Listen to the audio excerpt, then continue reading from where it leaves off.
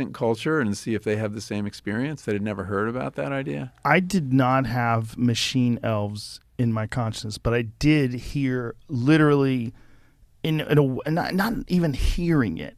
Like when they would say things to you. But one of the things they said was, do not give in to astonishment, which was exactly what McKenna used to always say. Do not give in to astonishment. And then the other thing was, I love you. They're like, but like a child, like, I love you 600,500,000 times. They would say it in this crazy way. And then they would go, look at this. And look at this. And every time they would go, look at this, they'd show you something more spectacular than you had seen before. Like every time the visuals, like you would think these visuals are impossible to pass. And they would go, look at this. And it would be even more insane. Now, why not give in to astonishment? What's the idea behind that? I think the idea is you could be so blown away by what's in front of you. And this is from McKenna's words. So again, I don't know how much of what I was experiencing was these things communicating with me, because I never heard anybody say that they said, look at this, or I love you 6,500,000 times. Because they were talking like a child says, I love you 1,000,000,000,000,000,000 times. You know what I mean? Like one of my daughters would say something like that. But I wasn't sure if I was hearing this because I was preparing, because I'd read and listened to McKenna talk about it, or if what was going on was some sort of a concerted effort to get you to just pay attention to this and don't freak out.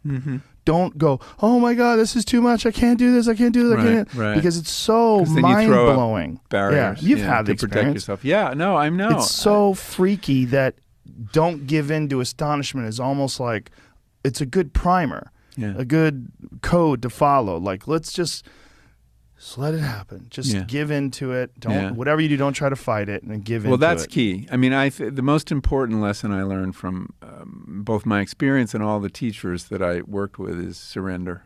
And that psychedelics teach us how to surrender, which is useful in a lot of other contexts too. Yes. But when you surrender to the experience is when you're least likely to have a bad time, when you're not going to fight. You know, when you feel your ego dissolving, your natural reaction, your ego's natural reaction is to hold on, right, and defend itself.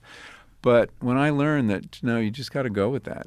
If you're going crazy, if you think you're going to melt or die, you go with it, and you'll pass through into something better, and that reliably works. The last time I did it, there was like a fractal of gestures. There was like an infinite number of gestures giving me the finger like this. And I was like, what, really? On a trip? Like, fuck you. And then I realized, is my head. But I realized what they were trying to say to me. I was realizing they're saying you take yourself too seriously. And then I went, oh, and then they were like this, like they're like nodding at me. I was like, oh, okay, you're right. Yeah. Like I immediately, because thank you. I was like, okay, you're right. Because like someone saying fuck you, you're like, no, fuck you. Yeah. And then they were like, come on. And I was like, oh, you're right. And they're like nodding so at me. you were having a defensive reaction and they were. Exactly. You got over it. Well, they were letting me know. Whatever that they is. I mean, what is they? I don't know if that's your subconscious. I don't know if that's something about your imagination, your visual cortex interacting with these alkaloids, or if what's really going on is it's a pathway to something else. Like it's a way to experience consciousness or something, some force that's around us all the time.